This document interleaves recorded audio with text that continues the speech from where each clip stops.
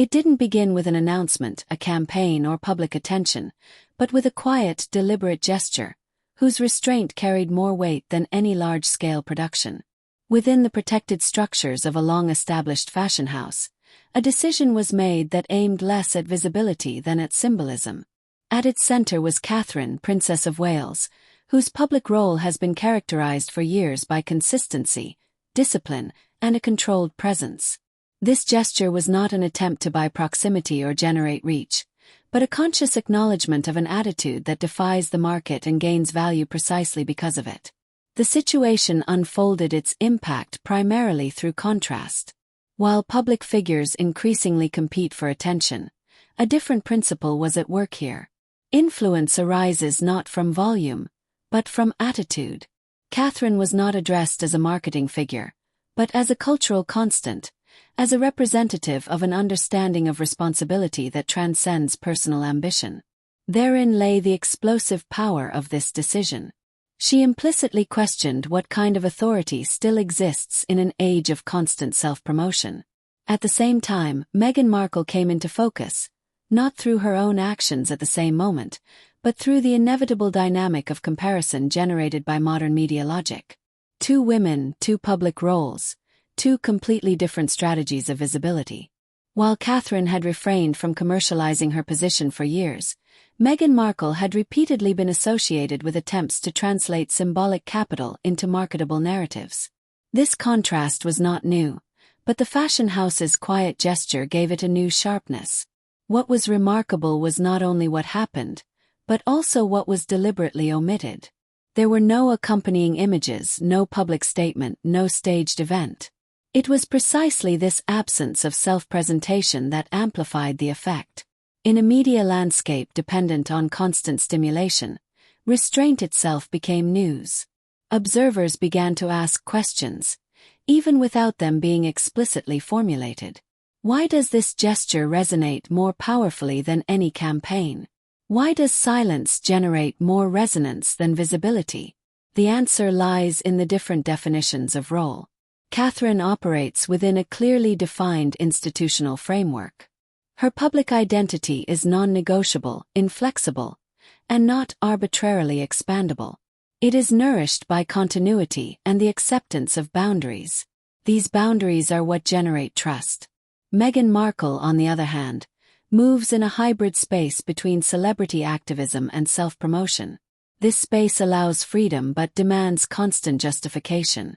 Where no fixed rules exist, uncertainty arises. For the fashion house, this constellation meant a decision about values. It wasn't about broad target audiences or short-term attention, but about what a brand wants to stand for in the long term. The choice fell on stability rather than dynamism, on cultural depth rather than media noise. This decision was directed less against a person than in favor of a principle. Therein lies its strategic clarity. As time went on, this initial gesture proved to be a catalyst. It set off a chain of reactions without itself becoming part of the public discourse. Media observers and commentators filled the space with interpretations, comparisons, and predictions. The focus was less on the fashion house itself than on what this decision revealed about the state of the public sphere and representation. The impression arises that a touchstone was unconsciously set. What form of authority will be recognized in the future? The kind that constantly reinvents and markets itself, or the kind defined by consistency and self-restraint? This question resonates precisely because it wasn't explicitly posed. It forms the undercurrent of the entire development and prepares the ground for the tensions that would intensify in subsequent events. The dynamic shifted noticeably when Meghan Markle appeared in Paris, triggering a moment that resonated less through its sheer volume than through its consequences. In the public eye, this appearance quickly became a symbol of a strategy that relies on presence, even when the structural prerequisites are lacking. Meghan Markle operated within an environment governed by clear rules, even if these are rarely outwardly visible. The fashion world in particular doesn't operate solely on glamour, but also on protocols, invitations, and tacit agreements. Those who ignore these risk not only rejection but also a loss of credibility. The crucial point wasn't simply the failure of a meeting, but the discrepancy between expectation and reality. Meghan Markle entered the scene with the implicit assumption that she would continue to be perceived as a natural player within this exclusive circle. However, this assumption clashed with a changing assessment of her role. While she positioned herself as an independent personality with global appeal, decision-makers increasingly saw her as a risk factor, not out of personal dislike, but out of strategic caution. This was particularly evident in the way the situation was handled. There was no public confrontation, no dramatic scene, no images that could have fueled a scandal. The rejection was controlled, matter-of-fact, and without emotional escalation. It was precisely this composure that made the process so effective. She deprived him of any possibility of being reinterpreted as a victim or conflict narrative. What remained was a vacancy that Meghan Markle could not fill with her own interpretation. In contrast, the earlier gesture towards Catherine, Princess of Wales, gained further significance. It now retrospectively served as a point of reference. Two paths became visible. One quietly institutionally anchored and designed for long-term impact, the other activist, media-charged, and aimed at immediate resonance.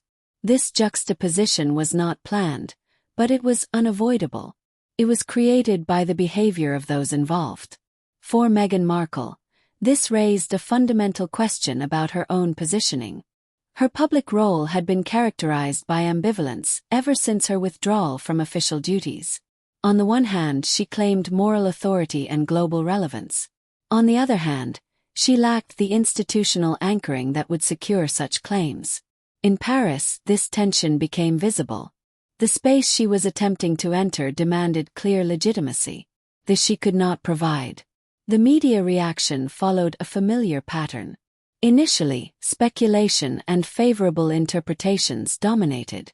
But the longer there was no confirmation from official channels, the more apparent the distance became. The initial curiosity turned into reticence.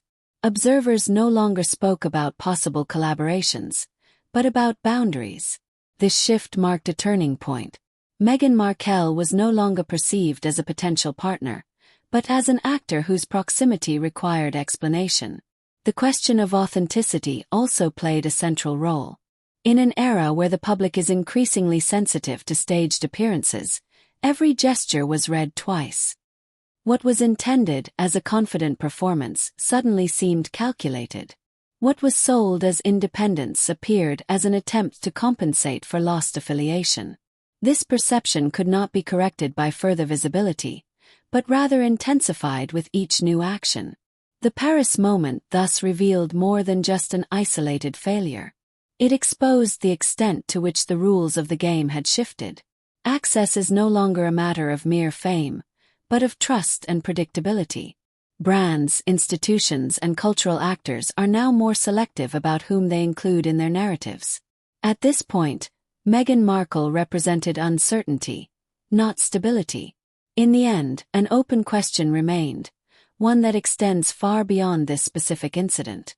Can a public figure permanently oscillate between activism, celebrity, and institutional proximity without committing to one path, or does lasting influence require a clear decision for one of these? The answer began to emerge in Paris, not loudly, but through the silence that followed the appearance. The Paris incident brought to the forefront a question that had long simmered beneath the surface. Who actually defines what a title means, and where does its influence end? It became increasingly clear in the public consciousness that titles alone do not guarantee authority, but only function in conjunction with a clear role and lived responsibility. It was precisely at this intersection that the conflict between Meghan Markle and the institutional logic embodied by Catherine, Princess of Wales, intensified. It was no longer about fashion but about legitimacy. Music. The discussion intensified because it touched upon a fundamental uncertainty of the present. In an era where personal brands often appear stronger than institutions, the boundaries between official image and individual ambition are blurred. After withdrawing from official duties, Meghan Markle had positioned herself in a space that promised freedom but simultaneously created new dependencies. Without institutional backing, every action had to be self-justified. This was precisely the structural weakness of this position. Catherine, Princess of Wales, meanwhile, continued to operate within clearly defined boundaries. These boundaries were often perceived from the outside as limitations, but proved to be a safe haven. They allowed her to avoid constantly having to explain herself. Her role was unambiguous, her function undisputed. This created a form of authority that did not rely on self-promotion. While Meghan Markle had to continually reaffirm her relevance, Catherine's music influence arose from the consistency of her actions. This tension highlighted how differently responsibility can be interpreted. For Meghan Markle, responsibility seemed increasingly linked to visibility. Engagement became public, stance became performative. Meaning arose through resonance. This model works in many areas of the modern public sphere, but reaches its limits where representation is bound by rules.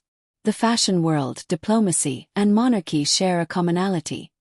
They operate with unspoken codes that are non-negotiable.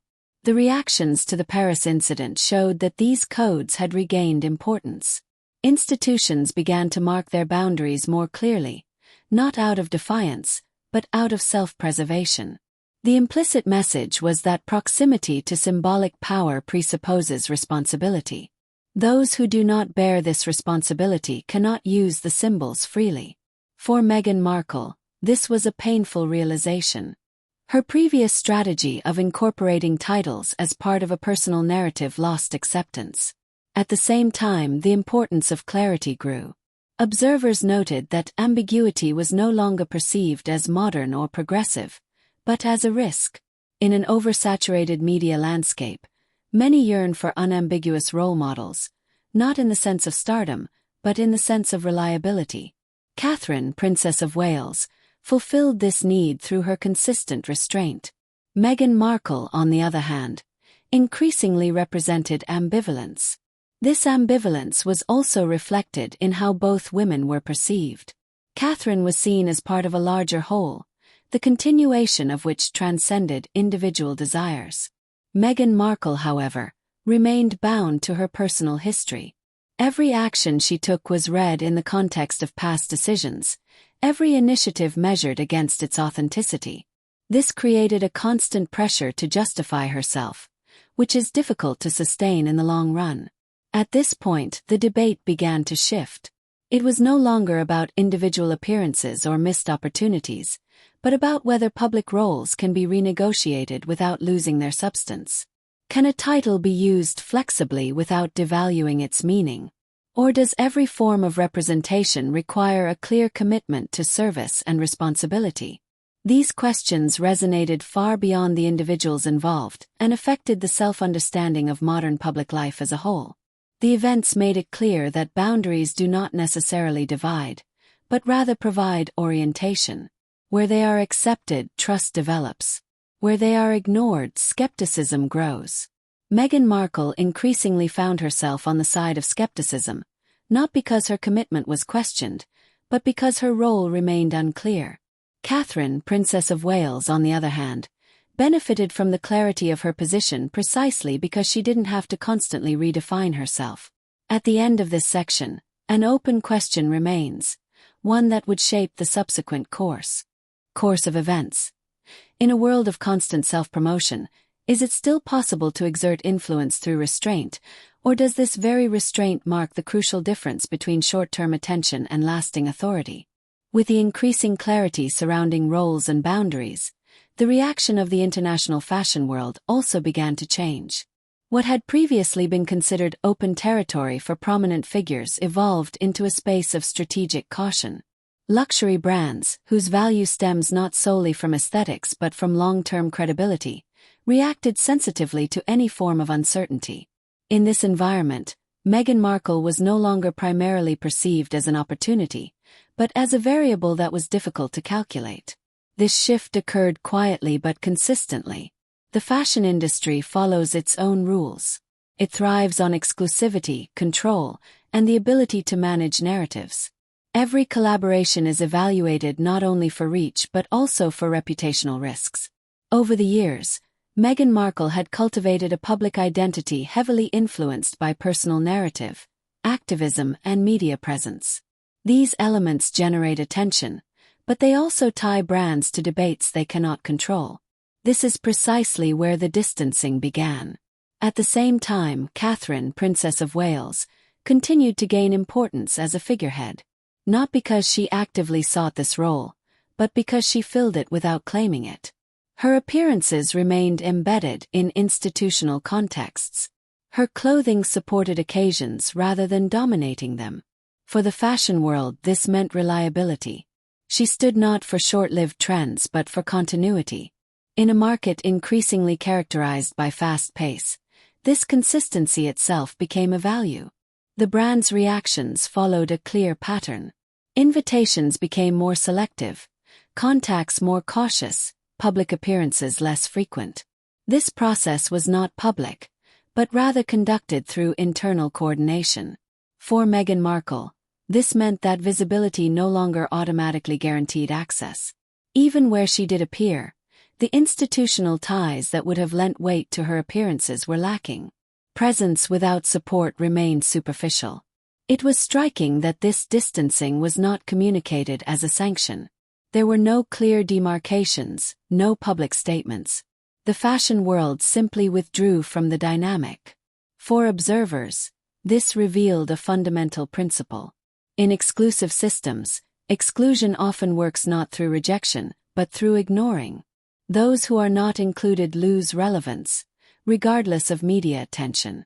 This development hit Meghan Markle at a sensitive moment. Her public strategy relied heavily on international presence and symbolic locations. But symbols lose their power when they are not supported by the corresponding institutions. The attempt to signal belonging simply by appearing proved insufficient. The fashion world demanded clear legitimacy, not performative proximity. At the same time, the contrast with Catherine, Princess of Wales, intensified. Her impact stemmed not from staging but from repetition. Every appearance fit into an existing image rather than redefining it. This consistency made her attractive to brands, even without formal cooperation. She embodied an attitude that transcended the product. This was precisely what many brands were seeking at a time when consumers were increasingly responding to values. The structural consequences of this development were clear. Luxury brands began to readjust their criteria. Not every celebrity was suitable for every narrative. Authenticity was no longer defined solely by personal stories, but by fit within existing systems. Meghan Markle stood for individualization, Catherine, Princess of Wales, for integration. Both approaches have their merits, but they operate on different logics. The result was a new form of distance, less emotional than functional. Meghan Markle wasn't excluded, but circumvented. This circumvention proved more lasting than any open criticism. It deprived her of the opportunity to use conflicts productively or to position herself as a counterpoint. Without friction, no narrative emerges, and without a narrative, attention fades. Music. At the end of this section, the question remains whether visibility alone will still be sufficient to ensure cultural relevance in the future. Or are we currently experiencing a phase in which institutions, brands, and audiences alike are searching for figures who consciously limit themselves in order to remain credible? With the increasing distance of the fashion world, the role of the monarchy itself inevitably came into focus. This development made it clear that it was no longer a matter of isolated misunderstandings, but rather a structural problem that demanded clarity. Institutions that have existed for centuries do not react impulsively, but with a time lag and precise delineation. It was precisely this form of reaction that has now become visible. The conflict between staging and order has come to the fore without needing to be explicitly named. The monarchy operates according to a different principle than modern celebrities. Its legitimacy is not derived from personal popularity or media presence, but from continuity and clear responsibilities. In this system, every role is defined, every function embedded. Those who are part of it do not act as individuals, but as representatives of a larger whole. Catherine, Princess of Wales, embodied this principle in her daily work. Her reticence was no accident, but rather the expression of a deeply internalized understanding of responsibility. Meghan Markle, on the other hand, increasingly moved outside this framework without completely abandoning it. This intermediate position proved problematic. On the one hand, she continued to use symbolic references to the monarchy, while on the other, she evaded its rules. For an institution whose stability rests on clear lines, this ambivalence was untenable. The reaction was not in the form of personal criticism, but rather formal clarification. Order was imposed on the narrative. Music. This clarification had a dual function. Internally, it stabilized the institution's self-image. Externally, it established a point of reference for media brands and the public. It made clear that representation is not an individual right, but remains bound to concrete duties. This reaffirmed a principle that had come under increasing pressure in modern media society. Visibility alone does not create authority. The role of Catherine, Princess of Wales, was remarkable. She did not act as an active participant in this boundary setting, but rather as a silent counterimage. While Meghan Markle generated attention through her actions, Catherine reinforced her position through consistency. Music. Her impact arose not from confrontation but from contrast. It was precisely this contrast that undermined the credibility of the institutional reaction. It did not appear as a defensive measure, but as the logical consequence of lived principles. For Meghan Markle, this development meant a further shift in public perception. Her attempts to position herself as an independent voice with global reach increasingly clashed with the symbolic burden of the titles she continued to hold. What had previously been interpreted as self-empowerment was now seen as transgression. The institution made it clear that titles were not decorative elements, but functional markers. This phase marked a turning point.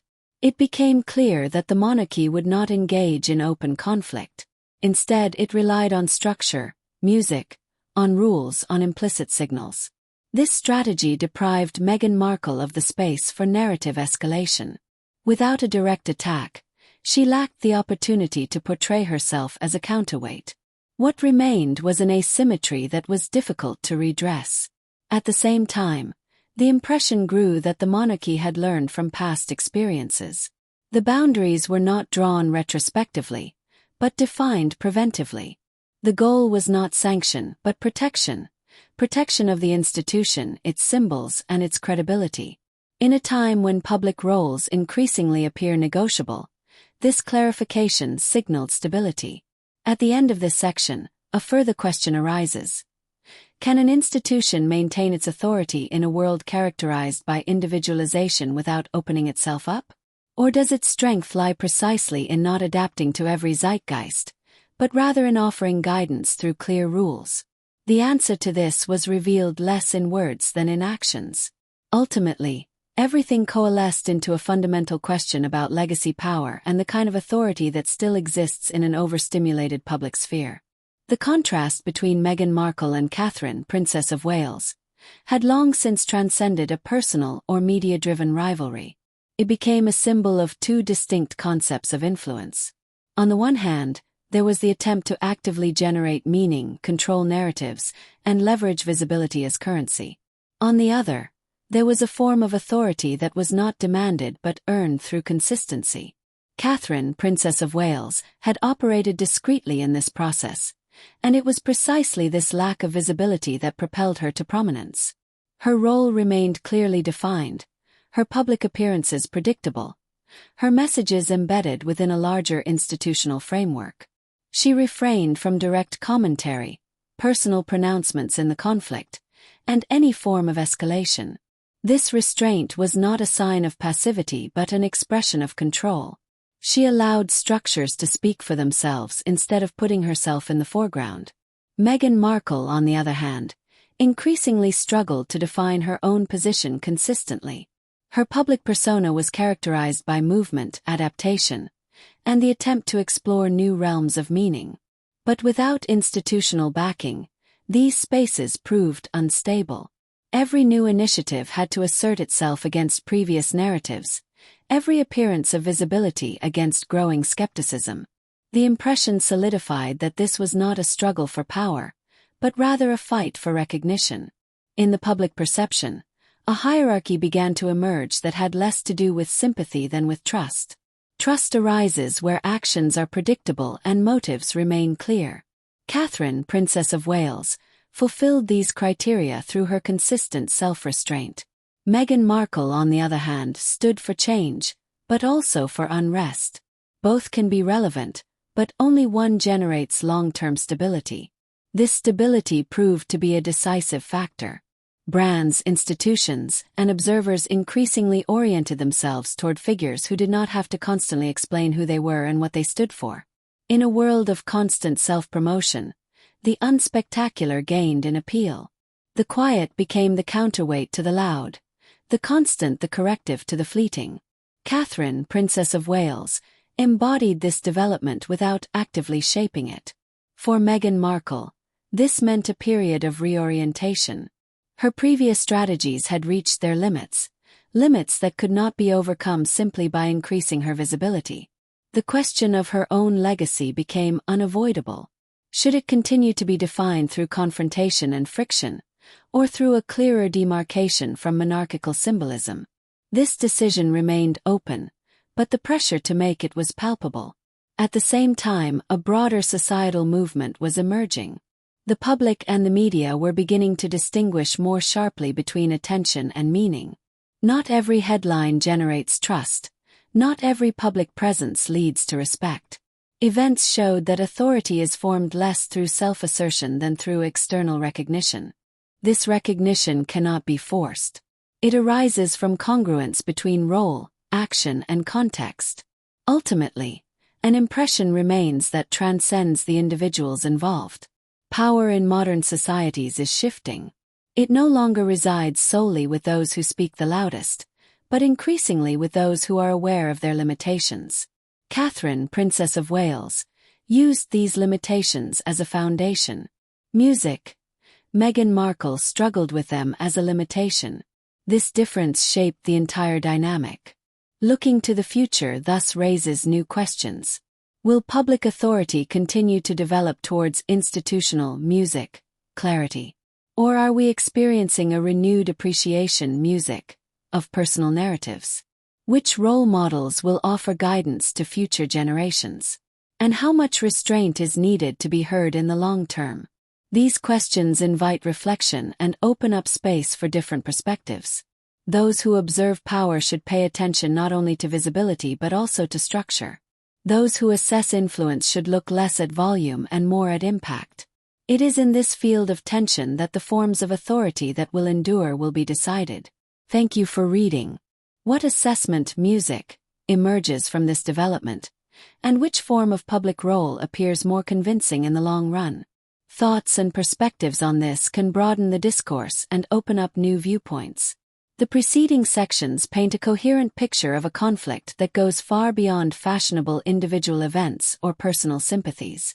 At its core is a structural juxtaposition of two role models in the modern public sphere. Catherine, Princess of Wales, embodies a form of authority that stems from institutional embeddedness, restraint, and long-term consistency. Her influence arises not from active self-promotion, but from the conscious acceptance of boundaries. These boundaries function not as restrictions, but as anchors of stability that generate trust. Meghan Markle, on the other hand, represents a model of public presence that relies heavily on visibility, personal, narrative, and flexible self-definitions. This model is dynamic and attention-grabbing. However, it proves fragile where clear rules, protocols, and symbolic orders prevail. The events described make it clear that a lack of institutional anchoring leads to long-term uncertainty, not only for the individual but also for those who might interact with them. The reactions of the fashion world and the monarchy follow not an emotional logic, but a functional one. Distance is created not through open rejection, but through selective restraint. This approach undermines conflictual narratives and shifts the power of interpretation back to structures and principles. Sichtbarkeit alien reicht nicht aus, Bedeutung zu sichern. Entscheidend ist die Passung zwischen Roll Kontext und die Verantwortung. In der Gesamtschau zeigt sich ein deutlicher Trend. Öffentlichkeit beginnt wieder starker zwischen Aufmerksamkeit und die Autorität zu unterscheiden. Musik, Figuren, die sich nicht permanent neu inszenieren müssen, gewinnen an Glaubwürdigkeit. Das Leis bestandig und die Vorhersehbar entwickelt sich zum Gegengewicht einer überreisen Medienlandschaft. Der Text verdeutlicht damit ein zentrale Erkenntnis. Nachhaltiger Einfluss entsteht weniger durch Selbstbehauptung als durch Anerkennung von außen. Und diese Anerkennung ist untrennbar. Musik, mit Klarheit, Begrenzung und die Verantwortung verbunden.